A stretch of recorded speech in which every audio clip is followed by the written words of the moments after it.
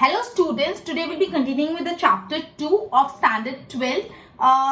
The name of the chapter is Principle of Management and the subject is OC. Okay, तो basically earlier lecture में अपन ने Frederick Taylor के principles of scientific management देखे थे, right? अपन ने principles of scientific management कर लिए थे, that were scientific method, planning, implementation, job analysis, right? तो बेसिकली अपन ने प्रिंसिपल्स ऑफ साइंटिफिक मैनेजमेंट पढ़ा, जो मैंने आपको बताया one of the very important answer है. अब मैं दूसरा बहुत ही इंपॉर्टेंट आंसर पढ़ने वाले जो techniques of principles of scientific management. अपन ने प्रिंसिपल्स ऑफ साइंटिफिक मैनेजमेंट तो पढ़ा, अब अपन पढ़ने वाले techniques of principles of scientific management. दोनों आंसर डिफरेंट है, इसको मिक्स मत कर देना. एक है सिर्फ प्रिंसिपल्स ऑफ साइंटिफिक मैनेजमेंट और अगर ऐसा पूछे techniques of principles of scientific management तो आंसर डिफरेंट है. बेसिकली 3 टेक्निक्स है. पहला टेक्निक है टाइम स्टडी, दूसरा टेक्निक है मोशन स्टडी और तीसरा टेक्निक है differential wage rate study. Time study क्या बोलता है? टाइम स्टडी बेसिकली ये देखता है, एक साइंटिफिक मेथड है being done for time required to complete a certain part of the task. मतलब कोई भी काम कंप्लीट करने में कितना समय लगना चाहिए उसका साइंटिफिक स्टडी करना. मतलब बेसिकली कोई भी काम को पूरा होने में, कोई भी काम कंप्लीट होने में कितना वक्त लगना चाहिए, कितना टाइम लगना चाहिए, उसका साइंटिफिक स्टडी करना, उसको बोलते हैं time study. Basically whatever the time is decided to finish the work, उसको हम स्टैंडर्ड टाइम बोलते हैं. मतलब नॉर्मल सर्कमस्टांसेस में जब कोई अनसर्टेनिटी नहीं आ रही, कोई बदलाव नहीं आ रहा, कुछ एक्सटर्नल फैक्टर इफेक्ट नहीं कर रहे, मतलब नॉर्मल सर्कमस्टांसेस है, सब नॉर्मल चल रहा है. नॉर्मल सर्कमस्टांसेस में एक टास्क को कंप्लीट करने में कितना समय लगता है उसको बोलते हैं स्टैंडर्ड टाइम. मतलब नॉर्मल सर्कमस्टांसेस में जब कोई बदलाव नहीं आ रहा, कोई एक्सटर्नल फैक्टर इफेक्ट नहीं कर रहा, नॉर्मल सर्कमस्टांसेस में एक टास्क को कंप्लीट होने में कितना टाइम लगता है उसको बोलते हैं स्टैंडर्ड टाइम. क्लियर हुआ इतना standard time? Okay. Frederick Taylor ऐसे बोलते थे कि कोई भी टास्क को आप एक प्री डिसाइडेड टाइम में कंप्लीट कर लो. कोई भी टास्क को आप एक प्री डिसाइडेड टाइम, आपने एक टास्क को कंप्लीट करने के, सपोज माने इसको कंप्लीट करने में 4 घंटे लगेंगे, तो आप 4 घंटे में वो काम निपटा दो, ठीक है? एंड इस केयरफुल स्टडी और केयरफुली स्टडी करो, उसको बोलते हैं टाइम स्टडी. मतलब कोई भी टास्क कंप्लीट करने में कितना टाइम लगता है, कितना लगा, क्यों ज्यादा लगा, क्यों कम लगा, इस पूरी स्टडी को बोलते हैं टाइम स्टडी. ठीक है? Time study is useful for making optimum use of production equipment and achieving in timing. मतलब जो भी आपकी प्रोडक्शन करने के इक्विपमेंट है उसको अगर आपको अच्छे से अच्छी तरह यूज करना है तो आपको क्या करने का? Time study. और अगर आपके प्रोडक्शन इक्विपमेंट अच्छे से अच्छी तरह यूज होंगे तो क्या होगा? आपके एम्स अचीव हो जाएंगे. तो सबसे पहला था टाइम स्टडी. उसमें सबसे पहला पॉइंट ये था, टाइम स्टडी ये बोलता है ये एक साइंटिफिक स्टडी है being done for time required to complete a certain part of task. मतलब कोई भी टास्क कंप्लीट करने में कितना समय लगता है उसकी साइंटिफिक स्टडी को बोलते हैं टाइम स्टडी. टाइम स्टडी मतलब क्या? It is a scientific study. सबसे पहले बोल ही दिया कि जो टाइम स्टडी वो कैसी स्टडी है? एक साइंटिफिक स्टडी, क्योंकि अपन प्रिंसिपल्स ऑफ साइंटिफिक मैनेजमेंट पढ़ रहे हैं. तो टाइम स्टडी एक साइंटिफिक स्टडी है, ये डिसाइड करने के लिए कितना टाइम लगता है टू कंप्लीट अ टास्क. ठीक है? Basically whatever the time is decided to complete a task in normal situation. मतलब नॉर्मल सिचुएशन में जब कोई बदलाव नहीं होता, कितना टाइम लगता है टास्क को कंप्लीट होने में, उसको बोलते हैं स्टैंडर्ड टाइम. मतलब स्टैंडर्ड बेसिकली चैप्टर आपका 2 घंटे में हो जाना चाहिए. लेकिन सपोज गेस्ट आगे घर पे आप नहीं कर पाए या आपकी तबीयत भी कर दी तो अलग बात है. पर नॉर्मल सिचुएशन में चैप्टर 2 घंटे में हो जाना चाहिए. 2 घंटे क्या है? Standard time. ठीक है? बेसिकली टेलर ये बोलता था कि कोई भी, फ्रेडरिक टेलर बोलते थे कि कोई भी काम को आप एक प्री डिटरमाइंड टाइम में कंप्लीट कर लो और उसको प्रॉपर्ली स्टडी करो, उसको बोलते हैं टाइम स्टडी. टाइम स्टडी से क्या फायदा होता है? टाइम स्टडी से प्रोडक्शन इक्विपमेंट का ऑप्टिमम यूज हो पाता है और आप अपने एम्स अचीव कर पाओगे. टाइम स्टडी के पास जो दूसरा टेक्निक है of principles of scientific management वो है मोशन स्टडी. अब आपको मोशन वर्ड से क्या समझ आता है? मूव करना, मोशन करना. अब बेसिकली कोई भी इंडस्ट्री में 2 चीज के मोशन है. तो एक तो मैन का, मतलब जो एम्प्लॉयज होता है वो एक जगह से दूसरी जगह मूव करते हैं, और साथ में जो मटेरियल होता है, जो भी रॉ मटेरियल होता है वो एक जगह से दूसरी जगह मूव होता है. तो बेसिकली कोई भी इंडस्ट्री में 2 चीजों का मोशन होता है, एक होता है मैन का और दूसरा होता है मटेरियल का. तो मोशन स्टडी में यही बोला है कि मैन और मटेरियल की मूवमेंट को कंट्रोल करो. ठीक है? कैसे कंट्रोल करेंगे, क्या कंट्रोल करेंगे, देखते हैं. तो मोशन स्टडी ये बोलता है कि आप वेस्टेज ऑफ रिसोर्सेज अवॉइड करो due to the unnecessary unproductive movement of man and material. कभी कभी ऐसा हो जाता है कि मैन और मटेरियल अननेसेसरी मूवमेंट कर रहे हो, अनप्रोडक्टिव, जिससे कोई फायदा नहीं, इधर उधर यहाँ से एक फैक्ट्री के दूसरे पार्ट से गए, दूसरे से तीसरे, एक गुड्स बन के आया, उसको पैकिंग के लिए यहाँ लेके आए, यहाँ बहुत लंबा प्रोसेस है। तो कभी कभी जो मैन और मटेरियल का मूवमेंट एकदम अनप्रोडक्टिव होता है, जिससे कोई फायदा होने नहीं वाला। ये अनप्रोडक्टिव मूवमेंट से जो रिसोर्सेज बर्बाद होते हैं उसकी बचत करने को बोलते हैं मोशन स्टडी, ठीक है। अगर आप केयरफुल स्टडी करोगे when the worker is doing movement at the time of working, मतलब एक वर्कर काम करने के टाइम कितना इधर उधर मोशन करता है, आप अगर उसको अच्छे से ऑब्जर्व करोगे, उसकी स्टडी करोगे, तो इससे इंडस्ट्रियल फैटिग ऑफ वर्कर कम हो सकता है। इंडस्ट्रियल फैटिग मतलब workers at the end of the day बहुत टायर्ड फील करते हैं, बहुत थक गए पूरा काम करके। क्यों? बिकॉज वो काफी अननेसेसरी मूवमेंट भी करते हैं। तो अगर आप उसके मूवमेंट पे नजर रखोगे, कितना कहाँ कैसे मूवमेंट हो रहा है, तो जो इंडस्ट्रियल फैटिग है उसको आप इजीली रिमूव कर पाओगे। फैटिग मतलब थकान, फैटिग मतलब थकान। जो इंडस्ट्रीज में थकान हो जाती है वर्कर्स को आप रिमूव कर सकते हो अगर आप प्रॉपर्ली ऑब्जर्व करो वर्कर्स का मूवमेंट, ठीक है। Okay, main objective motion study करने का मेन ऑब्जेक्टिव यही है to find out a method which result in minimum wastage of worker and its implementation. Motion study करने का पर्पस ये है कि आप कोई ऐसी मेथड फाइंड कर पाओ जिससे वर्कर का जो मोशन है वो कम से कम हो, वर्कर का वेस्टेज नहीं हो। क्लियर? तो मोशन स्टडी अपन ने पढ़ा, मोशन किन दो चीजों के लिए होते हैं, मैन और मटेरियल के होते हैं। अपन को ये देखना है कि मैन और मटेरियल का अनप्रोडक्टिव और अननेसेसरी मोशन नहीं हो, मूवमेंट नहीं हो, जिससे जो भी रिसोर्सेज का वेस्टेज है वो बच सके। बोला है अगर आप एक फैक्ट्री में अच्छे से एक मैन के मूवमेंट को स्टडी करोगे तो आप वहां का इंडस्ट्रियल फैटिग कम कर सकते हो। मतलब अगर सपोज यहाँ से वहां पे जाना है और यहाँ से वहां पे जाने में अगर 4 काम हो जाते हैं तो वो 4 काम करते हुए वहां जाओ तो थकान नहीं होगी। इसलिए पहले यहाँ से एक काम किया, वहां गए, फिर वापस आए, फिर दूसरा, फिर तीसरा, ऐसे नहीं। आपका जो एक ही काम एक ही रास्ते में आ रहा है तो उसको कंप्लीट करते हुए जाओ, जिससे इंडस्ट्रियल फैटिग कम होगा।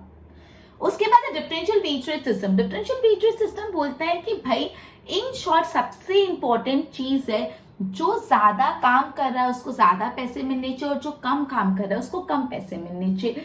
ये कंसेप्ट हमेशा ध्यान रखो। डिफरेंशियल वेज रेट सिस्टम यही बोलता है वेजेस सेम मत रखो कि सबको हम इक्वल पेमेंट कर रहे हैं, डिफरेंस रखो। किसमें डिफरेंस? जो अच्छा काम कर रहा है उसको ज्यादा दो, जो कम काम कर रहा है उसको कम दो। तो differential wage rate study means wage given through wage related motivation based on time of work to work, time of worker to workers. मतलब डिफरेंशियल वेज रेट सिस्टम बोला है कि आपको जो वेजेस है ना वो मोटिवेशन बेस्ड सिस्टम पे देनी है, डिपेंडिंग अपॉन वर्कर्स कितना काम कर रहे हैं। अगर वर्कर्स अच्छे से और ज्यादा काम करते हैं you need to pay them more. बोला कि वर्कर्स की जो एफिशिएंसी, सॉरी इंडस्ट्री में, फैक्ट्री में जो वर्कर की एफिशिएंसी है ना वो अलग अलग होती है। कोई वर्कर बहुत एफिशिएंट होता है, बहुत कम समय में ज्यादा काम और अच्छा काम करता है, कोई वर्कर इतना एफिशिएंट नहीं होता। तो बेसिकली जो वर्कर एफिशिएंट है उसको आप ज्यादा वेजेस दो और जो वर्कर कम एफिशिएंट है उसको कंपैरेटिवली लो वेजेस दो, जिससे क्या होगा, जो वर्कर को ज्यादा पैसे मिले वो मोटिवेटेड रहेगा, वाह मुझे आगे और भी अच्छा करना और पैसे कमाने। और जो वर्कर ने कम काम करके कम पैसे कमाए उसको भी मोटिवेशन मिलेगा, next time I would be working more hard and earning more money. अगर आप दोनों को इक्वल दोगे तो जो काम करता है वो भी क्या बोलेगा, क्या करने का, ये भी नहीं कर रहा तो भी उसको इतना पैसा मिल रहा है, मैं कर रहा हूं तो भी मुझे उतना मिल रहा है, इस बेटर मैं भी नहीं करता। तो डिफरेंशियल वेज रेट सिस्टम यही बोलता है कि आप वर्कर को जो वेजेस दे रहे हो वो वेज रिलेटेड मोटिवेशन सिस्टम पे, तो depending upon the time of the worker. एक फैक्ट्री में अलग अलग टाइप के वर्कर्स होते हैं, उनकी एफिशिएंसी अलग अलग होती है। जो वर्कर ज्यादा एफिशिएंट है उसको ज्यादा वेजेस दो, जो कम एफिशिएंट है उसको कम वेजेस दो। क्लियर? तो बेसिकली अपन ने अभी पढ़ा techniques of principles of scientific management. 3 technique है, time study, motion study, differential wage rate study. अब अगर मैं इसको डिटेल में वापस नहीं कर रहा हूं तो भी आपको समझ रहा है। टाइम स्टडी मतलब ये बोलता है कि कोई भी काम कंप्लीट करने में कितना समय लगता है उसको स्टडी करना। आप ये ट्राई करो कि जो भी आपका टास्क है वो एक प्री डिसाइडेड टाइम में कंप्लीट हो जाए और टाइम की बर्बादी नहीं हो, उसको टाइम स्टडी। मोशन स्टडी बोलते हैं आप जो आपके मैन है और जो आपके मटेरियल उसके मूवमेंट को आप ऑब्जर्व करो, जिससे आप इंडस्ट्रियल फैटिग कम कर पाओ। मतलब इंडस्ट्री में थकान कम हो, मूवमेंट बहुत ज्यादा होगा तो थकान भी ज्यादा होगी और रिसोर्सेज भी ज्यादा वेस्टेज होंगे। फिर डिफरेंशियल वेज रेट सिस्टम यही बोलता है जो वर्कर जो वेजेस दे रहे हो आप सेम मत दो, डिफरेंस पे दो। जो अगर ज्यादा अच्छे से काम कर रहे उसको ज्यादा पैसे, जो कम अच्छे से काम कर रहे उसको कम पैसे। तो ये अपन जो है technique of principles of scientific management. अब साइंटिफिक मैनेजमेंट का कंसेप्ट कंप्लीट हो गया। अपने साइंटिफिक मैनेजमेंट का मीनिंग पढ़ा, इंट्रोडक्शन पढ़ा, प्रिंसिपल्स पढ़े, टेक्निक्स पढ़ा। अब अपन हेनरी फ्योल पे जा रहे हैं। तो बेसिकली हेनरी फ्योल ने भी अपने कुछ प्रिंसिपल्स रखे। जैसे फ्रेडरिक टेलर ने अपने साइंटिफिक मैनेजमेंट के प्रिंसिपल रखे, वैसे हेनरी फ्योल ने भी मैनेजमेंट के कुछ प्रिंसिपल्स आपके सामने रखे। तो बेसिकली पहले ये जान लेते हैं कि हेनरी फ्योल थे कौन। तो हेनरी फ्योल एक फ्रेंच इंजीनियर और इंडस्ट्रियलिस्ट थे। जो हेनरी फ्योल थे वो एक फ्रेंच इंजीनियर और एक फ्रेंच इंडस्ट्रियलिस्ट थे। उन्होंने एक बुक लिखी थी इंडस्ट्रियल एंड जनरल मैनेजमेंट, और उनकी ये बुक में उन्होंने अपने प्रिंसिपल्स को पब्लिश किया था। कौन सी बुक लिखी थी? Industrial and general management. और ये कौन से साल में बुक लिखी गई थी? 1961 में ये बुक लिखी गई थी। तो सबसे पहले अपन ये पढ़ा, जो हेनरी फ्योल थे वो एक फ्रेंच इंजीनियर थे और इंडस्ट्रियलिस्ट थे। उन्होंने एक बुक लिखी थी इंडस्ट्रियल्स एंड जनरल मैनेजमेंट, और ये बुक में ही उन्होंने अपने प्रिंसिपल्स ऑफ मैनेजमेंट को पब्लिश किया था, और ये बुक लिखी गई थी 1961 में। अब अपन प्रिंसिपल्स ऑफ हेनरी फ्योल पढ़ने से पहले एक छोटा सा टॉपिक और इजी सा टॉपिक करेंगे, जो हेनरी फ्योल है ना, उन्होंने एडमिनिस्ट्रेटिव पॉलिसी को 6 भाग में डिवाइड किया। हेनरी फ्योल ने क्या किया, जो पूरा एडमिनिस्ट्रेटिव पॉलिसी उसको 6 पार्ट्स में डिवाइड किया। वो 6 पार्ट्स अपन पढ़ेंगे। मतलब अपन हेनरी फ्योल के प्रिंसिपल पढ़ने से पहले एक टॉपिक पढ़ रहे हैं। हेनरी फ्योल के प्रिंसिपल्स ऑफ मैनेजमेंट पढ़ने से पहले हम ये पढ़ रहे हैं कि जो हेनरी फ्योल है उसने एडमिनिस्ट्रेटिव सिस्टम को 6 पार्ट में बांटा। पहला पार्ट है टेक्निकल एक्टिविटी। टेक्निकल वर्ड से आपको क्या पता चलता है? टेक्निकल मतलब होता है ना मशीन रिलेटेड। तो टेक्निकल एक्टिविटी में मशीन्स और एक्टिविटी रिलेटेड टू प्रोडक्शन आ जाता है। मतलब टेक्निकल एक्टिविटी में मशीन्स आ जाती है और प्रोडक्शन रिलेटेड एक्टिविटी आ जाती है। कमर्शियल एक्टिविटी, कमर्शियल मतलब परचेज और सेल। कमर्शियल में क्या आ जाता है? परचेज सेल आ जाता है। फाइनेंशियल एक्टिविटी मतलब पैसा कहाँ से आएगा, पैसे को यूज कहाँ से कैसे करेंगे, फंड को मेंटेन कैसे करेंगे, री इन्वेस्टमेंट कैसे करेंगे। तो फाइनेंशियल एक्टिविटी में आ जाता है procurement of capital, use of capital, maintenance of fund and re investment of capital. कौन कौन से फैक्टर आ जाते हैं? पैसा आएगा कहाँ से, that is procurement of capital. फिर उसको यूज कैसे करेंगे, that is use of capital. उसके बाद फंड को मेंटेनेंस कैसे करेंगे, लास्ट में री इन्वेस्टमेंट। ठीक है, तो बेसिकली टेक्निकल एक्टिविटीज में क्या आ गया? टेक्निकल एक्टिविटी में मशीन्स और एक्टिविटी रिलेटेड टू प्रोडक्शन आ गया। कमर्शियल एक्टिविटी में परचेज और सेल आ गया, और फाइनेंशियल एक्टिविटी में procurement of capital, use of capital, maintenance of the fund and re investment. उसके बाद सेफ्टी एक्टिविटी में क्या आ जाता है? सेफ्टी एक्टिविटी में एम्प्लॉय की सेफ्टी देखनी है, एसेट की सेफ्टी देखनी है, रॉ मटेरियल की सेफ्टी देनी है। सेफ्टी एक्टिविटी में आपके एम्प्लॉयज को आप सेफ रखने के लिए क्या कर रहे हो, अपने एसेट जो है आपकी फैक्ट्री में उसको सेफ रखने के लिए क्या कर रहे हो, और रॉ मटेरियल की सेफ्टी के लिए क्या करो। तो सेफ्टी 3 चीजों की, एसेट, रॉ मटेरियल और एम्प्लॉयज। फिर आ जाता है अकाउंटिंग एक्टिविटी। अकाउंटिंग एक्टिविटी में फाइनेंशियल स्टेटमेंट्स आ जाते हैं, स्टैटिस्टिकल एनालिसिस आ जाते हैं। लास्ट में मैनेजमेंट एक्टिविटी तो एकदम simple, PODC square. PODC square मतलब planning, organising, directing, controlling and coordinating. ठीक है, मैं इसको PODC स्क्वायर बोलती हूँ, planning, organising, directing, coordinating and controlling. ठीक है, तो ये 6 पार्ट्स में हेनरी फ्योल ने एडमिनिस्ट्रेटिव प्रिंसिपल्स को डिवाइड किया। तो याद रखना, into how many parts Henri Fayol divided the administrative principles. So Henri Fayol divided the administrative principles into 6 parts and they are as follow. First one is technical activity. Technical मतलब machine और production, machine and activity related to production. Second one is commercial, commercial मतलब purchase और sale. Third one is financial मतलब procurement of capital, use of capital, capital का maintenance कैसे करेंगे और आपको री इन्वेस्टमेंट कैसे करोगे। सेफ्टी एक्टिविटी 3 चीजों की safety, asset safety, employ safety and raw material safety. Accounting activity financial statements and statistical analysis, and last में मैनेजमेंट एक्टिविटी में PODC square, planning, organising, directing, coordinating, controlling. ठीक है, तो बेसिकली ये 6 पार्ट्स में administrative policies को divide किया Henry Fayol ने। अब अपन पढ़ने जान रहे हैं हेनरी फ्योल के प्रिंसिपल्स ऑफ मैनेजमेंट क्या। अब हेनरी फ्योल की 14 प्रिंसिपल्स ऑफ मैनेजमेंट है। कितने? 14 प्रिंसिपल्स ऑफ मैनेजमेंट है हेनरी फ्योल के। बहुत ही इंपॉर्टेंट है, एक एक पढ़ते हैं। सबसे पहला डिवीजन ऑफ वर्क। सबसे पहला क्या? Division of work. तो बोला है कि मैनेजमेंट में हमेशा मैनेजमेंट करने के लिए सबसे ज्यादा जो वेटेज दिया जाता है ना, वो ऐसे एम्प्लॉयज और मैनेजर्स को दिया जाता है जिनकी एफिशिएंसी ज्यादा है।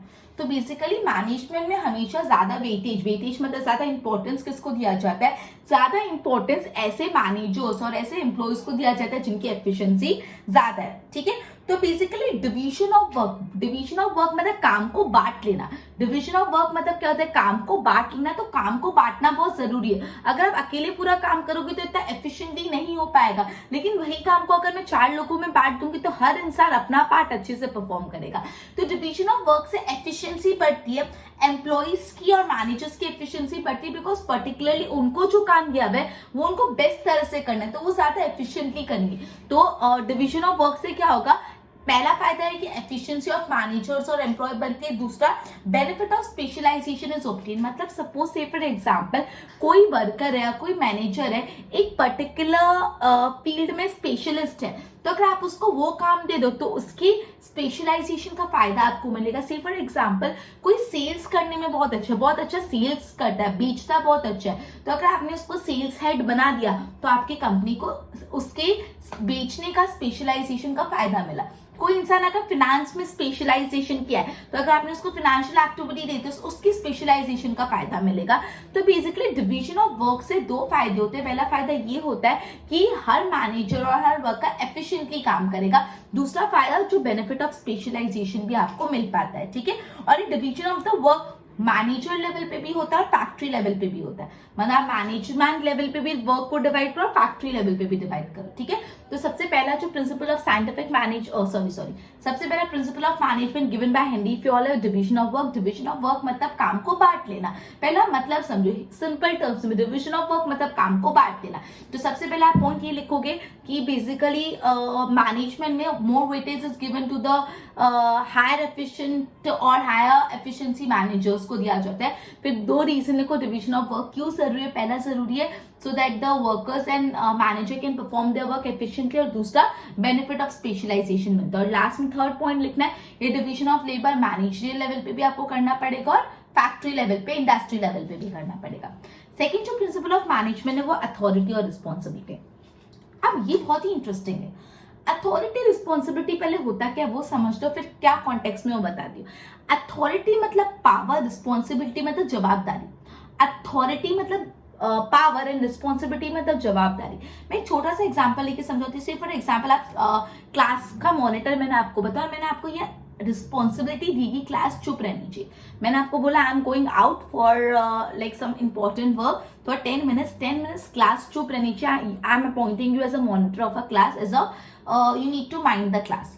तो मैंने आपको क्या रिस्पॉन्सिबिलिटी दी, जब मैंने आपको मॉनिटर बनाया मैंने आपको ये रिस्पॉन्सिबिलिटी दी कि क्लास चुप रहनी चाहिए, लेकिन मैं आपको ये रिस्पॉन्सिबिलिटी के साथ कुछ पावर भी दूंगी, अथॉरिटी भी दूंगी कि अगर कोई भी बातें करे तो आप उसको पनिशमेंट दे देना या उसका नाम लिख के रखना, मैं आके देखती हूँ। तो मैंने हमेशा तुमको जब रिस्पॉन्सिबिलिटी दी तो सामने पावर भी दी कि अगर किसने बात किया तो नाम लिख देना, तो ही तो लोग तुमसे डरेंगे और बात नहीं करेंगे और तुम तुम्हारी रिस्पॉन्सिबिलिटी फुलफिल कर पाओगे क्लास को चुप कराने की। तो अथॉरिटी और रिस्पॉन्सिबिलिटी हमेशा साथ में चलते हैं, वो एक सिक्के के 2 पहलू है। They are the 2 parts of a single coin. एक कॉइन के 2 पार्ट है, अथॉरिटी और रिस्पॉन्सिबिलिटी। समझ आया? तो बोला है कि power without responsibility and responsibility without power is incomplete. मतलब अगर मैंने आपको पावर दी है लेकिन रिस्पॉन्सिबिलिटी नहीं दिया, रिस्पॉन्सिबिलिटी दे दी लेकिन पावर नहीं दिया, तो दोनों इनकम्प्लीट है। मतलब मैंने आपको बोला आपको क्लास को माइंड करना है, मतलब मैंने रिस्पॉन्सिबिलिटी दे दी लेकिन किसी को चिल्लाना मत, मतलब पावर 0, रिस्पॉन्सिबिलिटी 1, पावर 0, तो चलेगा नहीं। मतलब क्लास को चुप भी करा और किसी को डांटो भी नहीं, हाउ इज दैट पॉसिबल। दूसरा केस, मैंने आपको रिस्पॉन्सिबिलिटी कुछ नहीं दी, मतलब मैंने क्लास चुप बैठे नहीं बैठे टेंशन नहीं, लेकिन मैंने पावर दी थी नाम किसी का भी लिख देना, अपन देख लेंगे। तो मतलब कोई बेचारा बच्चा बात नहीं करा तो भी तुमने उसका नाम लिख दिया क्योंकि तुम्हारे पास पावर था, रिस्पॉन्सिबिलिटी तो है नहीं क्लास को चुप कराने की, तो भी नहीं चलेगा। तो पावर विदाउट रिस्पॉन्सिबिलिटी है तो रिस्पॉन्सिबिलिटी विदाउट पावर, दोनों इनकम्प्लीट है, दोनों साइमल्टेनियसली साथ में होना जरूरी है। ठीक है, while assigning the power different parameter, when a person is assigned a responsibility for some job, power is to be assigned। मतलब जब भी आप कोई भी इंसान को कोई जॉब के लिए कुछ जवाबदारी दे रहे हो तो साथ में उसको क्या दो, पावर दो। लेकिन हाँ, पावर देते समय कुछ बातों का ध्यान रखो। ये बातों का ध्यान रखो कि एम्प्लॉय को कौन से पोस्ट पे हायर कर रहे हो, उसकी नॉलेज कितनी है, उसकी क्वालिफिकेशन कितना है, उसको एक्सपीरियंस कितना है, उसमें लीडरशिप की आर्ट कितनी है, उसमें मेच्योरिटी कितनी है, ये सारी चीजें कंसिडर करके फिर ही उसको पावर दो, ठीक है। इससे एम्प्लॉयज का एंथुजियाज्म बढ़ेगा और अल्टीमेटली आपकी कंपनी का गोल अचीव हो पाएगा। मतलब अपन ने पढ़ा पावर और सबसे पहले अपन ने क्या बोला, डिविजन ऑफ वर्क, और दूसरा पावर और रिस्पॉन्सिबिलिटी। डिविजन ऑफ वर्क, काम बांट लो। काम बांटने से दो फायदे होते हैं, पहला एम्प्लॉयज और मैनेजर की एफिशिएंसी बढ़ती है, दूसरा बेनिफिट ऑफ स्पेशलाइजेशन लगता है। और ये जो division of work factory level पे भी होना चाहिए, मैनेजर लेवल पे। फिर पावर और रिस्पॉन्सिबिलिटी तो बोला दोनों एक ही कॉइन के दो पार्ट है। Power without responsibility, responsibility without power कोई काम का नहीं है। जब भी आप किसी इंडिविजुअल को कोई रिस्पॉन्सिबिलिटी दे रहे हो तो साथ में उसके लिए पावर भी दो। अब पावर देते समय कुछ बातों का ध्यान रखो, उसके एजुकेशनल क्वालिफिकेशन, उसका एक्सपीरियंस, उसका नॉलेज, ये सारी चीजों को ध्यान रखना पड़ेगा, जिससे आपके ऑब्जेक्टिव का जिससे आपकी ऑर्गेनाइजेशन की ऑब्जेक्टिव अचीव होंगे। तो बेसिकली अभी अपन ने पहले technique of principles of scientific management पढ़ा, जो थे time study, motion study, differential wage rate system. उसके बाद अपन ने principles of scientific Henry Fayol के कुछ इंट्रोडक्शन दिया, और ये पढ़ा हेनरी फ्योल ने एडमिनिस्ट्रेटिव प्रिंसिपल्स को कौन से 6 भाग में बांटा है। फिर अपन प्रिंसिपल्स ऑफ हेनरी फ्योल के 2 पढ़े, division of work and authority responsibility. आगे पढ़ने से पहले बोर्ड से इतना गो थ्रू कराती हूँ, ध्यान देना। So technique of principles of scientific management, time study. So scientific study is required for time required to complete a certain part of task. Whatever time is decided to finish your work in a normal situation, उसको standard time बोलते हैं। Taylor बोलता था task को complete करो within a predetermined time, और उसकी careful study को टाइम स्टडी बोलते हैं। फिर है मोशन स्टडी, तो removing wastage of resources, unnecessary और unproductive movement of man and material को अवॉइड करो। तो बोला अगर आप केयरफुल स्टडी करोगे वर्कर के मूवमेंट को तो इंडस्ट्रियल फिटिक रिमूव हो सकता है। और लास्ट में minimum wastage of worker and is implementation. फिर डिफरेंशियल वेज रेट सिस्टम, तो बोला wages given wages according to motivation के। ओके, तो ईच वर्कर उसकी एफिशिएंसी डिफरेंट होगी, तो एफिशिएंट वर्कर को मोर वेजेस और लेस एफिशिएंट वर्कर को less wages. Now principles of management by Fayol, तो हेनरी फ्योल एक फ्रेंच इंजीनियर और इंडस्ट्रियलिस्ट थे। उन्होंने एक बुक लिखी थी इंडस्ट्रियल एंड जनरल मैनेजमेंट, जिसमें उन्होंने अपने प्रिंसिपल्स ऑफ मैनेजमेंट को इंक्लूड किया था, और ये बुक 1981 में लिखी गई थी। अब बोला है जो भी एडमिनिस्ट्रेटिव प्रिंसिपल्स को 6 पार्ट में बांटा है। पहला टेक्निकल एक्टिविटी, तो it is related to machines and activity related to production. The other one is commercial activity, जिसमें परचेज सेल आता है। The next one is financial activity, जिसमें procurement of capital, use of capital, fund maintenance और री investment of capital आता है। Then is safety activity, 3 चीजों की safety, safety of employees, safety of asset and safety of goods. फिर accounting principle, accounting activity में simple financial statement और statistical analysis. Management में PODC square, planning, organising, directing, coordinating, controlling, ठीक है।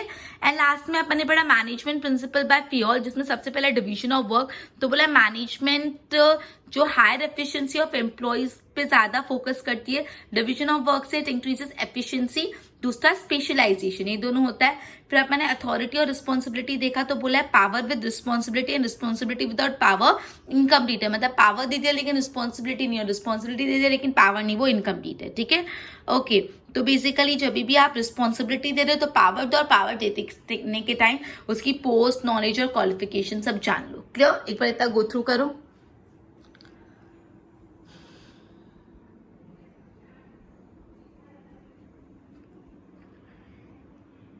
अब अपन ने डिविजन ऑफ वर्क और authority और रिस्पॉन्सिबिलिटी समझा। अब थर्ड है डिसिप्लिन के बारे में अपन समझेंगे। डिसिप्लिन क्या होता है? तो बेसिकली बोला है कि अगर आपको अपने इक्विपमेंट्स को ऑप्टिमम यूज कराना है, मतलब अच्छे से अच्छी तरह से यूज कराना है, और आपको अपनी एक्टिविटीज की कंसिस्टेंसी मेंटेन रखनी है। कंसिस्टेंसी मतलब कोई भी काम रूटीन में करना। अगर सपोज आप एग्जांपल दिन में 4 घंटे पढ़ रहे हो, तो कंसिस्टेंटली दिन में 4 घंटे पढ़ो। एक दिन 4 घंटे पढ़ा, एक दिन 1 घंटा, एक दिन 2 घंटा, एक दिन पढ़ाई नहीं, उसको कंसिस्टेंसी नहीं बोलते। कंसिस्टेंसी मतलब आप जो भी काम कर रहे हो उसको रोजाना उसी टाइम पे, उसी समय, उसी तरीके से करो। तो बेसिकली अगर आप चाहते हो कि आपकी एक्टिविटी कंसिस्टेंट रहे और आपके जो भी इक्विपमेंट है वो ऑप्टिमम वे पे यूज हो पाए, तो आपको क्या करना पड़ेगा? डिसिप्लिन मेंटेन रखना पड़ेगा। डिसिप्लिन से हमेशा एक हार्मोनियस एनवायरनमेंट क्रिएट होता है। हार्मोनी मतलब सब अच्छे से रहे, डिसिप्लिन में रहे। अगर स्कूल है, से फॉर एग्जांपल स्कूल में डिसिप्लिन है, सब टाइम पे आ रहे हैं, टाइम पे जा रहे हैं, टीचर्स को रिस्पेक्ट करे, मॉनिटर्स की सुन रहे हैं, तो शांति बने रहती है। लेकिन डिसिप्लिन नहीं है, टीचर्स पे चिल्ला रहे हैं, मॉनिटर्स पे चिल्ला रहे हैं, तो शांति नहीं रहती, हार्मोनी नहीं रहती। तो डिसिप्लिन से हमेशा क्या मेंटेन रहता है, हार्मोनी मेंटेन रहती है। बोला है कि एक इंडस्ट्री में डिसिप्लिन मेंटेन करने के लिए रूल्स बनाने चाहिए, कोड ऑफ कंडक्ट्स बनाने चाहिए, जिससे डिसिप्लिन मेंटेन रहे। ठीक है, बेसिकली बोला है कि अगर एम्प्लॉय ज्यादा है तो आपको डिसिप्लिन से कंट्रोल रखना बहुत जरूरी होगा। जैसे इंडस्ट्री में 9 बजे वर्कर्स को आ जाने का, 1 बजे लंच ब्रेक मिलेगा, दिन में 4 बार चाय मिलेगी, वर्क आवर्स के टाइम आप अपना मोबाइल फोन नहीं यूज कर सकते, या XYZ यूनिफॉर्म पे प्रॉपर पहनने की, जो भी सेफ्टी गियर्स होते हैं, हेड गियर्स और जो सेफ्टी इक्विपमेंट्स पहनने के, तो बेसिकली रूल्स और रेगुलेशन आपको मेंटेन रखना पड़ेगा। ठीक है, तो बेसिकली अगर डिसिप्लिन रहेगा तो एम्प्लॉय भी ज्यादा अच्छे से काम करेगा, मैनेजर्स को भी काम करने में मजा आएगा। तो बेसिकली इसके लिए आपको सुपरविजन करना पड़ेगा, मतलब आप सुपरवाइज करो कि काम सही से हो रहा है कि नहीं। उसके बाद clear and appropriate contract between worker and owner and appropriate implementation of punishment. तो बोला है सबसे पहले आप सुपरविजन करो, फिर एम्प्लॉइज और वर्कर्स के, एम्प्लॉइज और मैनेजर के बीच में कॉन्ट्रैक्ट होना चाहिए प्रॉपर कि ये रूल्स रेगुलेशन है। और अगर सपोज कोई रूल्स नहीं फॉलो करे तो उसको पनिशमेंट भी, तो तभी जाके डिसिप्लिन रह पाएगा। तो डिसिप्लिन का टॉपिक अपन ने पढ़ा। डिसिप्लिन में सिंपल से इतनी बात बोली, अगर आप चाहते हो कि आपके इक्विपमेंट का ऑप्टिमम यूज हो और कंसिस्टेंसी ऑफ एक्टिविटी रहे, तो आपको डिसिप्लिन में रहना पड़ेगा। डिसिप्लिन से एक हार्मोनियस एनवायरनमेंट क्रिएट होता है। डिसिप्लिन के लिए आपको रूल्स बनाने पड़ेंगे, कोड ऑफ कंडक्ट बनाने पड़ेंगे। डिसिप्लिन से क्या होगा, वर्कर्स का भी काम करने में इंटरेस्ट बना रहेगा और मैनेजर्स को भी मजा आएगा। डिसिप्लिन के लिए आपको सुपरविजन करना पड़ेगा, प्रॉपर कॉन्ट्रैक्ट होना पड़ेगा ओनर और एम्प्लॉय के बीच में, एंड लास्ट में जो भी पनिशमेंट है उसको अप्रोप्रिएटली इंप्लीमेंट करना पड़ेगा। तो अपन ने 3 प्रिंसिपल्स पढ़ लिए। चौथा प्रिंसिपल्स है unity of command. Unity of command मतलब क्या होता है, किसी में एक छोटा सा एग्जांपल दे रही हूं, आपको एक झटके में समझ आ जाएगा। आपकी मम्मी आपको कुछ करने को बोल रहे हैं, आपके पापा आपको कुछ करने को बोल रहे हैं। आपकी मम्मी बोल रही है कि ले घर पे ये सोफे के कवर बिछा दे, आपके पापा बोल रहे हैं ये ले मेडिसिन लेके आ बाहर से। तो आप कंफ्यूज हो कि पापा की सुनो कि मम्मी की सुनो। तो अब यार एक जना बोला, मुझे कंफ्यूजन हो रहा है, सोफे के कवर बिछाओ कि मेडिसिन लेके आओ, तो कंफ्यूजन हुआ। तो यूनिटी ऑफ कमांड मतलब क्या होता है, वर्कर को भी कंफ्यूजन हो जाता है जब बहुत सारे लोग उसको ऑर्डर देते हैं। तो एक ही इंसान ऑर्डर दो, उसके ऊपर एक ही सुपरवाइजर होना चाहिए, मतलब जो भी वर्कर हो उसको एक ही सुपरवाइजर से ऑर्डर लेके काम करने का। अगर सपोज वर्कर को 10 लोग बोल रहे कि तू ये कर ले, तू ये कर ले, तू ये कर ले, तो वो किसकी सुने, कंफ्यूजन क्रिएट होता है और अल्टीमेटली एक भी काम नहीं होता। तो जो भी कमांड मिलना चाहिए वो यूनिटी मतलब एक, यूनिट मतलब एक। तो जो भी कमांड मिल रहा है, जो भी ऑर्डर मिल रहा है, वो एक ही सुपरवाइजर से मिलना चाहिए। तो बोला है employees can not follow order from more then 1 supervisor. Employees एक से ज्यादा सुपरवाइजर के ऑर्डर फॉलो नहीं कर सकते, इसलिए हर एम्प्लॉय का एक ही सुपरवाइजर होना चाहिए। ठीक है, तो एम्प्लॉइज और एम्प्लॉय उस अपने सुपरवाइजर को रिस्पॉन्सिबल कि तूने काम दिया, मैं तेरे को काम करके दे रहा हूँ। ठीक है, इससे क्या होगा, कंफ्यूजन अराइज नहीं होगा। अगर एक से ज्यादा इंसान ऑर्डर देगा तो एम्प्लॉयज को कंफ्यूजन होगा और अल्टीमेटली कोई भी काम ढंग से नहीं कर पाएगा। तो यूनिटी ऑफ कमांड इतना ही बोलते हैं, एम्प्लॉयज को एक ही सुपीरियर से ऑर्डर मिलना चाहिए और वो एक ही सुपीरियर को रिस्पॉन्सिबल होना चाहिए, जिससे कंफ्यूजन नहीं हो। फिर आ जाता है unity of direction. Unity of direction ऐसा बोलता है, planning is a map for future. तो प्लानिंग बेसिकली फ्यूचर के लिए हम करते हैं। अगर मैं आप बोल रहे हो आप अपनी स्टडीज प्लान कर रहे हो, तो आप क्या कर रहे हो, फ्यूचर में कैसे पढ़ोगे वो प्लान कर रहे हो। तो प्लानिंग हमेशा किसके लिए होती है, प्लानिंग हमेशा फ्यूचर के लिए की जाती है। Planning is always done for future. तो बेसिकली प्लानिंग के लिए आप जॉब डिवीजन करोगे, स्पेशलाइजेशन करोगे। ठीक है, लेकिन कभी कभी ऐसा होता है कि प्लानिंग के हिसाब से काम नहीं होता, प्लानिंग में कुछ डेविएशंस आ जाते हैं। डेविएशंस मतलब कभी कभी प्लानिंग में कुछ बदलाव आ जाता है। अब जो बदलाव आ जाते हैं तो डायरेक्शन देना जरूरी है, गाइडेंस देना जरूरी है। तो ये जो डायरेक्शन और गाइडेंस वो भी किससे मिलना चाहिए, एक ही सुपरवाइजर से मिलना चाहिए। इसको बोलते हैं यूनिटी ऑफ डायरेक्शन। कि भाई अगर प्लानिंग में भी कोई डेविएशन आ जाए तो उसमें जो मदद करने के लिए डायरेक्शन देने पड़ेंगे, उसके लिए भी there should be one superior employ group and this group should be doing job for only one purpose. मतलब एक सुपीरियर ग्रुप होना चाहिए जो आपको डायरेक्शन दे रहा है। तो बेसिकली अभी अपन ने डिसिप्लिन पढ़ा, यूनिटी ऑफ कमांड पढ़ा, यूनिटी ऑफ डायरेक्शन। डिसिप्लिन मतलब प्रॉपर डिसिप्लिन रखो, कंपनी में पनिशमेंट्स दो जो प्रॉपरली काम नहीं कर रहा, सुपरविजन करो। यूनिटी ऑफ कमांड मतलब एम्प्लॉय को एक ही सुपीरियर से ऑर्डर मिलना चाहिए। यूनिटी ऑफ डायरेक्शन मतलब अगर प्लानिंग में कोई तकलीफ डेविएशन आई तो डायरेक्शन किससे मिलना चाहिए, एक ही सुपीरियर से। उसके बाद आता है subordinate of individual interest and to the general interest. Individual interest और जनरल इंटरेस्ट मतलब क्या होता है, कंपनी की में ओनर्स होते हैं और वर्कर्स होते हैं। तो वर्कर्स का मकसद अलग होता है और ओनर्स का मकसद अलग होता है। ओनर्स चाहते हैं प्रॉफिट पे प्रॉफिट कमाना, वर्कर चाहते हैं ज्यादा सैलरी लेना। तो कभी भी आप अपने इंडिविजुअल जो वर्कर के इंडिविजुअल इंटरेस्ट वो कैसे होते हैं, सब्सिडरी होते हैं, मतलब वो बाद में आते हैं। पहले कौन सा इंटरेस्ट आता है, कंपनी का एज एन होल इंटरेस्ट आता है। तो यहाँ पे यही बात बोलिए कि मैनेजमेंट करना एक कलेक्टिव एक्टिविटी है, पर्सन और डिपार्टमेंट में कोऑर्डिनेशन होना चाहिए। तो बोला है principal chooses interest of individual or employee subsidiary against the interest of whole unit। जो भी एम्प्लॉइज है उसका जो इंटरेस्ट है वो subsidiary compare to the interest of whole unit, पूरी यूनिट का इंटरेस्ट ज्यादा इंपॉर्टेंट है कंपेयर टू इंडिविजुअल इंटरेस्ट। ठीक है, तो दिस मीन्स कॉमन इंटरेस्ट होता है, मतलब जो पूरी कंपनी का इंटरेस्ट है वो ज्यादा प्रोमिनियंट है, मतलब ज्यादा इंपॉर्टेंट है देन इंडिविजुअल इंटरेस्ट। सिंपल सी बात हुई, आपकी जो इंडिविजुअल इंटरेस्ट वो बाद में आते हैं, कंपनी का इंटरेस्ट पहले आता है। हमेशा पहले कंपनी की भलाई होगी फिर आपकी भलाई होगी। तो अपने इंटरेस्ट इंडिविजुअल इंटरेस्ट को नीचे रखो और कंपनी के इंटरेस्ट को ऊपर। तो ये बोले subordination of individual interest with the general interest. उसके बाद आता है रेम्यूनरेशन ऑफ पर्सोनल।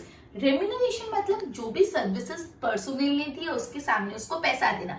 तो remuneration means return against the services provided by employ. So remuneration simple इतना बोलता है, जो भी एम्प्लॉयज ने आपको सर्विसेज दिए सामने आप उसको क्या दे रहे हो, रिटर्न दे रहे हो। तो मतलब जो भी एम्प्लॉयज ने सर्विसेज दिए सामने आप उसको रिटर्न दे रहे हो, उसको रेम्यूनरेशन बोलते हैं। तो बेसिकली जो रेम्यूनरेशन वो सूटेबल होनी चाहिए, आइडियल होनी चाहिए और ऐसा फीचर्स प्ले करो कि एम्प्लॉइज और वर्कर के बीच में एक स्ट्रॉन्ग रिलेशनशिप बने। हर इंसान सेम एफिशिएंसी से काम नहीं करता है, तो जो एम्प्लॉय ज्यादा अच्छे से काम करता है उसको ज्यादा पैसा दो और जो इंसान कम अच्छे से काम करता है उसको कम पैसा दो। ठीक है, इससे आपका जो लेबर टर्नओवर रेट भी कम हो जाएगा, मतलब वर्कर्स ज्यादा फैक्ट्री छोड़ के जाएंगे नहीं। ठीक है, फिर आप प्रमोशनल स्कीम दो, बोनस दो, प्रॉफिट शेयरिंग दो, ये सारे स्किल्ड वर्कर्स को आप एक्स्ट्रा फायदे दो। तो रेम्यूनरेशन में सिंपल इतना बोले, रेम्यूनरेशन होता है क्या, return against the service provided by employees. Employees ने जो भी सर्विस दी उसके सामने से उसको क्या मिलता है, रेम्यूनरेशन। रेम्यूनरेशन सूटेबल और आइडियल होनी चाहिए। जो वर्कर ज्यादा एफिशिएंटली काम करे उसको ज्यादा पैसे दो, जो कम एफिशिएंटली काम करे उसको कम। और जो स्किल्ड वर्कर्स है उनको बोनस दो, प्रॉफिट शेयरिंग करो, उनको मैनेजरियल कमिटी में रिप्रेजेंटेशन दो। क्लियर। फिर सेंट्रलाइजेशन, पहले आप सेंट्रलाइजेशन मतलब समझ लो, मतलब सेंट्रलाइजेशन उसका अपोजिट होता है डिसेंट्रलाइजेशन। सेंट्रलाइजेशन मतलब क्या होता है, सारा काम एक ही जगह से होता है, काम डिवाइड नहीं होता, उसको बोलते हैं सेंट्रलाइजेशन। मतलब मैंने बोला सारी अथॉरिटी मेरी, मैं मेरा काम डिवाइड नहीं करने वाली, सब मेन पावर में हूं, तो सारी पावर एक जगह है, सेंट्रल में। तो सेंट्रलाइजेशन मतलब जो काम डिवाइड नहीं होता, और डिसेंट्रलाइजेशन मतलब क्या, काम को डिवाइड कर लेना। ठीक है, तो बेसिकली आप सेंट्रलाइजेशन फॉलो करोगे कि डिसेंट्रलाइजेशन, वो डिपेंड करता है कि आपके बिजनेस की साइज क्या है। अगर आपकी बिजनेस बहुत बड़ा है तो आप सेंट्रलाइजेशन नहीं कर पाओगे, इतने बड़े बिजनेस में सारा अकेले आप नहीं कर सकते, उस टाइम पे आपको क्या काम डिवाइड करना पड़ेगा, तो तब डिसेंट्रलाइजेशन हो जाएगा। और सपोज आपका बिजनेस छोटा सा है, आप सारा काम खुद कर लो तो आप सेंट्रलाइजेशन कर लो। तो बेसिकली सेंट्रलाइजेशन फॉलो करने की डिसेंट्रलाइजेशन फॉलो करना है, वो डिपेंड करता है आपके बिजनेस की साइज कैसी है। अगर आपका बिजनेस बहुत बड़ा है तो आपको कौन सा मेथड में चलना पड़ेगा, डिसेंट्रलाइजेशन, बिकॉज सारा काम आप इंडिविजुअली नहीं कर पाओगे, आपको काम को डिवाइड करना पड़ेगा। और आपका बिजनेस अगर छोटा है तो आप सेंट्रलाइजेशन खुद पूरा कर सकते हो। उसके बाद है scalar chain. Scalar chain, chain मतलब टॉप टू बॉटम लेवल की एक चेन, कि पहले ये फिर ये फिर ये फिर ये फिर ये, एक टॉप से लेके बॉटम लेवल तक की चेन होती है। Basically chain of power from higher administrative office to bottom level should not be broken. मतलब बेसिकली जो चेन है, सबसे ऊपर किसका पावर, फिर किसका पावर, फिर किसका पावर, फिर किसके, ये चेन को आप तोड़ नहीं सकते। ठीक है, हर इंसान को पता होना चाहिए, just a minute, powers and responsibility should be vested as per respective level. Employee working in a unit should be aware who is responsible to whom. अगर आप कोई डिपार्टमेंट में काम करो या कंपनी में काम करो तो आपको पता होना चाहिए आप किसको रिस्पॉन्सिबल हो। आप सपोज एक एम्प्लॉय, तो आपके इमीडिएट ऊपर कौन से हेड है उनसे बात करो, डायरेक्टली आप क्या बोलते हैं, बॉस से नहीं बात करने जाओगे। इससे क्या होगा, आपके जो इमीडिएट ऊपर बॉस है उसकी अथॉरिटी अंडरमाइन होगी, उनकी अथॉरिटी पे प्रॉब्लम आएगी। तो हमेशा ही चेन मत तोड़ो, आपको पता होना चाहिए आप किसको रिस्पॉन्सिबल हो। आप डायरेक्टली कंपनी के ओनर्स को रिस्पॉन्सिबल नहीं हो, आपके ऊपर कौन हेड है, आपके ऊपर कौन है, आप उसको रिस्पॉन्सिबल है। तो ये जो चेन है पहले की ऊपर कौन फिर कौन फिर कौन फिर कौन, ये चेन कभी मत तोड़ो और आपको ये चेन पता होनी चाहिए, ठीक है। ओके, उसके बाद ऑर्डर। ऑर्डर के लिए अपन को दो चीजों को ध्यान रखना है। ऑर्डर के लिए रॉ मटेरियल, बेसिकली ऑर्डर में दो रॉ मटेरियल का अरेंजमेंट और सोशल अरेंजमेंट, मतलब each part of raw material should be appropriate place, मतलब तो कौन सा रॉ मटेरियल कहाँ पे प्लेस होना चाहिए। उसके बाद जो भी स्किल्ड एम्प्लॉइज है should be also played at right position. जैसे आपको सारे रॉ मटेरियल को सही जगह पे रखना है, वैसे स्किल्ड एम्प्लॉइज को भी सही जगह पे रखना जरूरी है।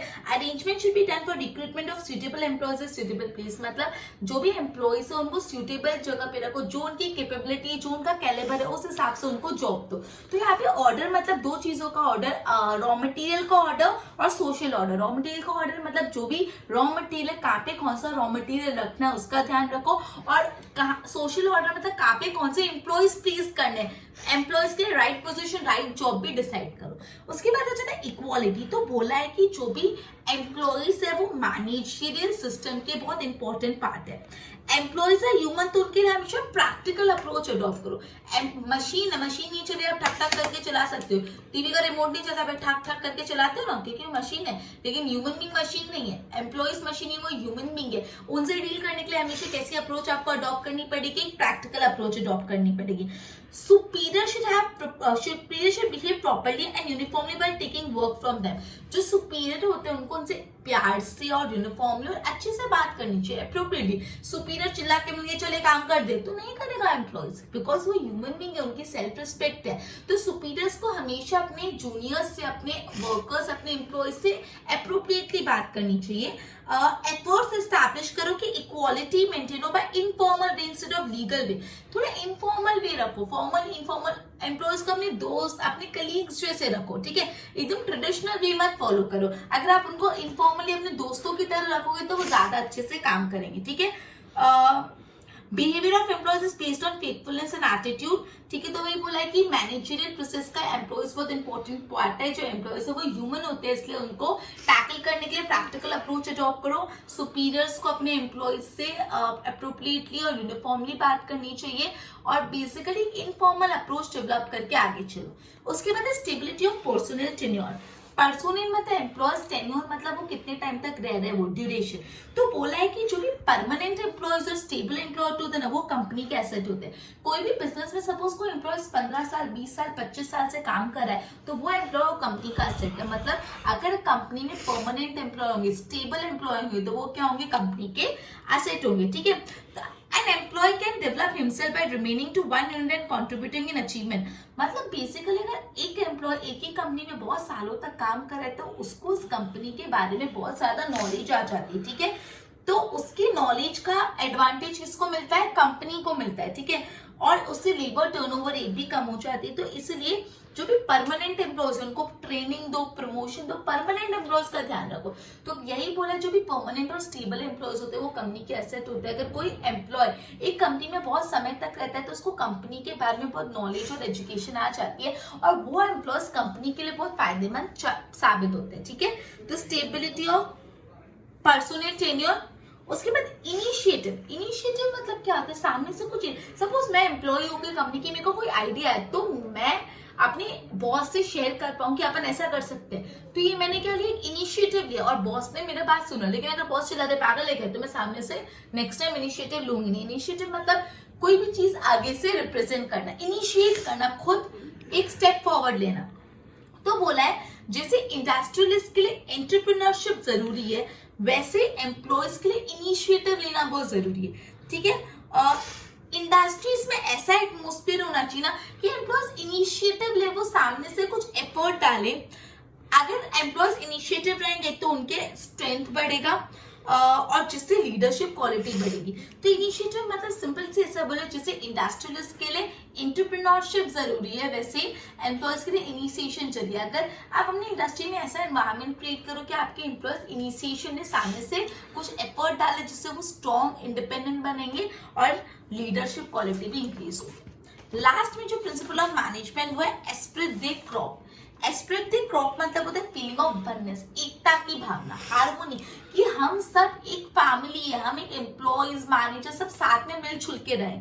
तो बोला है कोई भी इंडस्ट्रियल यूनिट की सक्सेस डिपेंड करती है mutual relation of manager and employees. कोई भी इंडस्ट्री में अगर मैनेजर और एम्प्लॉइज के बीच में अच्छा रिलेशनशिप है तो वो इंडस्ट्री बहुत सक्सेसफुल होती है, और कोई ऐसी इंडस्ट्री जहाँ पे मैनेजर्स और एम्प्लॉय के बीच में अच्छे रिलेशन नहीं तो वो कभी भी सक्सेसफुल नहीं हो पाती। तो बोला है कोई भी कंपनी इंडस्ट्री की सक्सेस पे ओनर्स और मैनेजर और एम्प्लॉय के रिलेशनशिप पे डिपेंड करता है। उनके बीच में क्या होना चाहिए, हार्मोनी, शांति होनी चाहिए, लड़ाई नहीं होना चाहिए। Manager should create feeling of oneness among employees, मतलब मैनेजर्स को अपने एम्प्लॉयज को ऐसा दिखाना है कि आप हमारे कंपनी का हिस्सा है, ठीक है। If all employ will work together achievement of goal become, means अगर सारे एम्प्लॉय साथ में मिलकर काम करेंगे तो गोल्स बहुत इजीली अचीव हो जाएंगे। क्लियर। तो ये थे हेनरी फ्योल के प्रिंसिपल्स ऑफ मैनेजमेंट। मैं बोर्ड से गो थ्रू कराऊंगी तब वापस एक बार रिवाइज कराऊंगी। और लास्ट में है पीटर एफ ड्रकर का कंट्रीब्यूशन। इसमें कुछ ज्यादा नहीं है, सिर्फ इतना ही बोला है कि पीटर एफ ड्रकर ने ह्यूमन रिसोर्स मैनेजमेंट पे फोकस किया, मार्केटिंग मैनेजमेंट पे फोकस किया, स्ट्रेस मैनेजमेंट पे फोकस किया। और ये जो फ्रेडरिक टेलर, उनको ना फादर ऑफ मॉडर्न मैनेजमेंट बोला जाता है। ये लाइन जरूर याद रखना कि जो पीटर एफ ड्रकर, उनको क्या बोला जाता है, father of modern management. Do remember this, उनको फादर ऑफ मॉडर्न मैनेजमेंट बोला जाता है। तो बेसिकली अपन ने जो हेनरी फ्योल के प्रिंसिपल्स पढ़े वो मैं बोर्ड से गो थ्रू करा के एक्सप्लेन करती हूँ। बोर्ड पे ध्यान दो। यहाँ पे डायरेक्ट थर्ड से स्टार्ट हो रहा है, लेकिन मैं फर्स्ट भी और सेकंड भी रिवाइज करा देती हूँ। फर्स्ट था अपना डिवीजन ऑफ वर्क, मतलब काम बांटने से दो फायदा होता है। पहला फायदा ये होता है कि वर्कर्स और एम्प्लॉयज एफिशिएंट हो जाते हैं। दूसरा फायदा ये हो जाता है स्पेशलाइजेशन का फायदा मिल जाता है। फिर था पावर एंड रिस्पॉन्सिबिलिटी, में ऐसे लिखा था पावर हो और रिस्पॉन्सिबिलिटी नहीं हो, रिस्पॉन्सिबिलिटी और पावर नहीं हो नहीं चलेगा। कोई भी आप रिस्पॉन्सिबिलिटी दे रहे हो तो साथ में पावर दो, और पावर देने के टाइम उसके एजुकेशन स्किल नॉलेज का ध्यान रखो। डिसिप्लिन, तो बोला अगर आपको ऑप्टिमम यूज ऑफ इक्विपमेंट चाहिए और एक्टिविटीज की कंसिस्टेंसी चाहिए तो डिसिप्लिन होना जरूरी है। डिसिप्लिन से क्या होता है, हार्मोनियस एनवायरनमेंट बनता है। आप रूल्स बनाओ, कोड ऑफ कंडक्ट बनाओ, सुपरविजन करो, एक क्लियर कॉन्ट्रैक्ट होना चाहिए वर्कर्स और ओनर के बीच में, पनिशमेंट को प्रॉपर्ली इंप्लीमेंट करो। फिर आ जाता है unity of command. Employ can not fulfil order from more than one superior, मतलब एम्प्लॉयज एक से ज्यादा सुपीरियर का ऑर्डर फुलफिल नहीं कर पाते, इसलिए एम्प्लॉय को gate order from one superior. इसलिए एम्प्लॉय को हमेशा एक ही सुपीरियर से ऑर्डर मिलना चाहिए और वो उसी सुपीरियर को रिस्पॉन्सिबल होना चाहिए, जिससे कंफ्यूजन नहीं होगा। यूनिटी ऑफ डायरेक्शन मतलब कि प्लानिंग फ्यूचर का मैप है, तो प्लानिंग के लिए जॉब डिवीजन और स्पेशलाइजेशन करना पड़ता है। और अगर प्लानिंग में डिवीजन आ रहा है तो डायरेक्शन देने का, और डायरेक्शन कौन देगा, सिर्फ एक सुपीरियर को, मतलब एक ही जगह से डायरेक्शन मिलना चाहिए, यूनिटी ऑफ डायरेक्शन। फिर subordination of individual interest to general interest, बोला जो भी इंटरेस्ट ऑफ एम्प्लॉयज है वो subsidiary against the whole unit, मतलब एम्प्लॉयज का इंटरेस्ट नीचे आता है compare to interest of the whole unit. तो जो भी कॉमन इंटरेस्ट है वो ज्यादा प्रोमिनियंट, ज्यादा इंपॉर्टेंट होता है। फिर रेम्यूनरेशन ऑफ पर्सनल, मतलब रेम्यूनरेशन क्या होता है, रिटर्न अगेंस्ट सर्विसेज। एम्प्लॉयज जो भी अपनी सर्विसेज दे रहा है उसके सामने जो रिटर्न मिलता है उसको रेम्यूनरेशन बोलते हैं। रेम्यूनरेशन सूटेबल होनी चाहिए, आइडियल होनी चाहिए एकदम। ओके, तो बेसिकली जो वर्कर ज्यादा काम कर रहा है उसको ज्यादा रेम्यूनरेशन, जो कम काम कर रहा है उसको कम रेम्यूनरेशन। आप जो आपके एफिशिएंट वर्कर्स है उनको बोनस दो, प्रॉफिट शेयरिंग दो, मैनेजरियल कमिटी में रिप्रेजेंटेशन दो। ना सेंट्रलाइजेशन पावर को डेलीगेट नहीं किया तो वो सेंट्रलाइजेशन है, मतलब पावर अपने पास रखा। सेंट्रलाइजेशन फॉलो करना कि डिसेंट्रलाइजेशन, वो डिपेंड करता है साइज ऑफ बिजनेस। अगर बिजनेस की साइज बड़ी है तो आप डिसेंट्रलाइजेशन करो एक, और अगर बिजनेस की साइज छोटी तो सेंट्रलाइजेशन। ना स्केलर चेन, तो बोला है टॉप से बॉटम की चेन होती है। यू शुड बी अवेयर कि आपके ऊपर कौन सा सुपीरियर है, ठीक है। फिर ऑर्डर दो का होता है, रॉ मटेरियल का arrangement, social arrangement. Raw material arrangement मतलब कहाँ पे कौन सा रॉ मटेरियल प्लेस करना है, और सोशल अरेंजमेंट मतलब कहाँ पे कौन सा एम्प्लॉय प्लेस करना है। इक्वालिटी बोले सुपरवाइजर को प्रॉपर्ली बिहेव करना चाहिए एम्प्लॉयज से। जो एम्प्लॉयज होते हैं वो भी इक्वल पार्ट होते हैं कंपनी के, एम्प्लॉयज से अच्छे से बिहेव करोगे तो वो ज्यादा काम करके देंगे। स्टेबिलिटी ऑफ पर्सनल टेन्योर, तो बोले जो परमानेंट और स्टेबल एम्प्लॉयज होते हैं वो कंपनी के एसेट होते हैं। जो परमानेंट एम्प्लॉयज होते हैं वो कंपनी में इतना रह चुके होते हैं कि कंपनी के बारे में नॉलेज होती है और वो कंपनी के लिए बहुत यूजफुल होता है। फिर इनिशिएटिव जैसे एंटरप्रेन्योरशिप, क्वालिटी, इंडस्ट्रियल, इसकी वजह से एम्प्लॉयज की क्वालिटी इनिशिएशन, मतलब अगर एम्प्लॉयज, आप अपनी इंडस्ट्री में ऐसा एनवायरमेंट क्रिएट करो कि एम्प्लॉयज इनिशिएटिव लेंगे तो उनकी लीडरशिप भी इंप्रूव होगी और वो बहुत अच्छे से काम भी कर पाएंगे। एंड लास्ट में एस्प्रिट दे कॉर्ड, तो बोला एम्प्लॉयज और मैनेजर्स के बीच में हार्मोनी, सुपीरियर इक्वालिटी। तो we will be ending our lecture by this and continue with the same in the next lecture. Good bye.